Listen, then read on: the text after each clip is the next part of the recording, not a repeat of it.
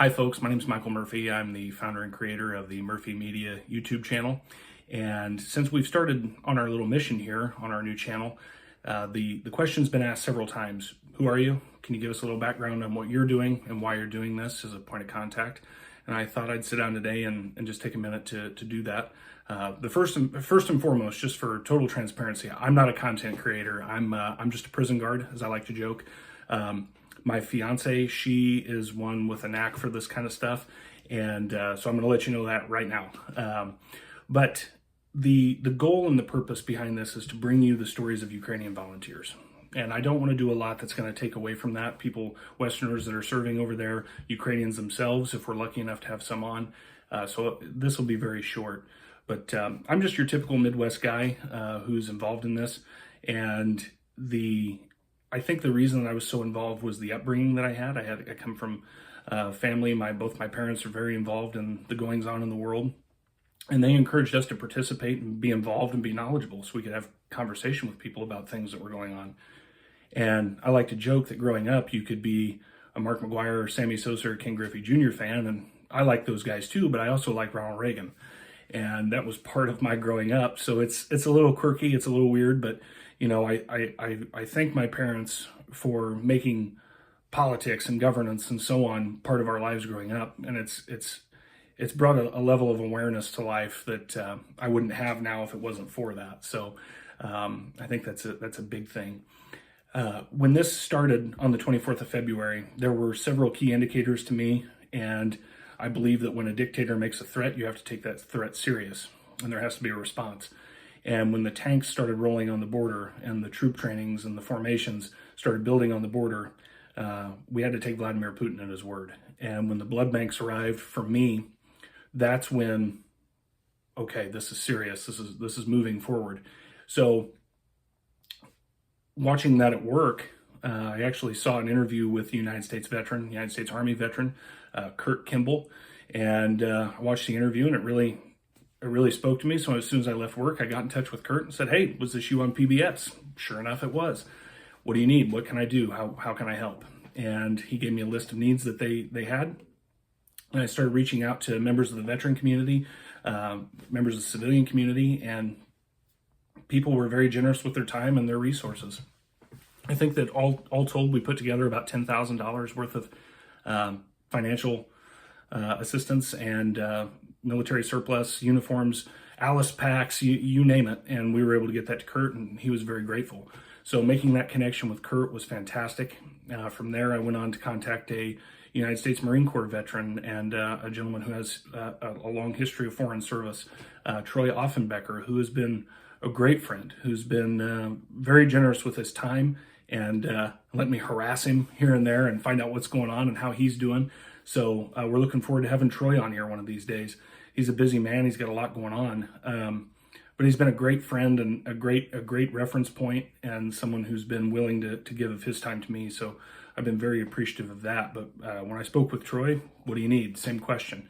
Well, they needed footwear. So I started calling boot companies, and Mark Spear, a gentleman who's become a good friend at Rocky Boots, he sent us what Troy needed, and we were able to contact the Howard Buffett Foundation. Just, again, on a whim, let's call the Howard Buffett Foundation. Why not? And they helped us getting that equipment into Kharkiv. So that was kind of phase two. And then some of the people that we've had on, we had Brendan Mitchell on, who's a great volunteer and a great champion of this cause. And we had Brandon on, and we talked with him in kind of our first makeshift interview. And what a story, what a guy. You know, Brandon, when this ends, Brandon should and will be a superstar in Ukraine. But he's too humble of a guy for that. And I know he won't even like me using that word, but he's amazing. Nothing short of amazing. The challenge that he issued to us in an interview that he did with Operator Starsky, which I recommend everybody watch. I may link that in the description. His challenge to us at the end was keep clicking, keep liking, keep sharing, keep putting their names out there, keep talking about what's going on. And in his words, so they won't die.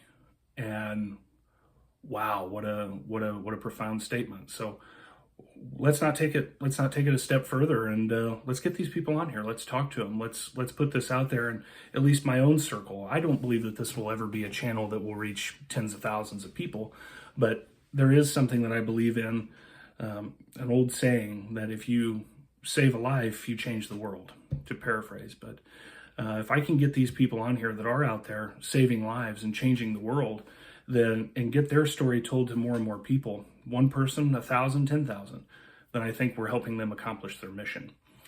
We've also had on Harley Whitehead, who is a great friend of this channel, great friend of mine. What a big-hearted dude. Living in Ukraine, he's an English teacher, giving of himself, a photographer, and the conflict begins, and Harley gets to work as a volunteer, transporting critical equipment to and from different units, so on, raising funds, buying vehicles. I mean, he's just an incredible big-hearted guy with a great cause. So we're looking forward to doing another interview with Harley, a Q&A that we have coming up. We're looking for Friday, and get his story out there, because this is an incredible guy who's living a life of service. So we want to recognize that and put that out there to people. And here recently we had on our friend Ron Carter, who, this guy, he just exudes American can-do willpower, you know, that great indomitable spirit. And the way that he can articulate what's happening in Ukraine, it just knows no bounds. Ron is a great guy. He's a great friend of the channel, a personal friend now, and someone I'm looking forward to helping in his fundraising needs, and putting his message out there, because what a spokesman for this cause. What a knowledgeable guy. So we're looking forward to sharing those stories, continuing to work with more vets, and just putting this out there so the American people have a point of contact over there that more familiarizes them with what's happening, and you know, really sharing that in-depth look into who these people are. I mean, heck, we got so wrapped up in other things. We really missed the spirit of the conversation with Ron, which is volunteerism and marshaling of supplies. So we want to have Ron back on and dive into that.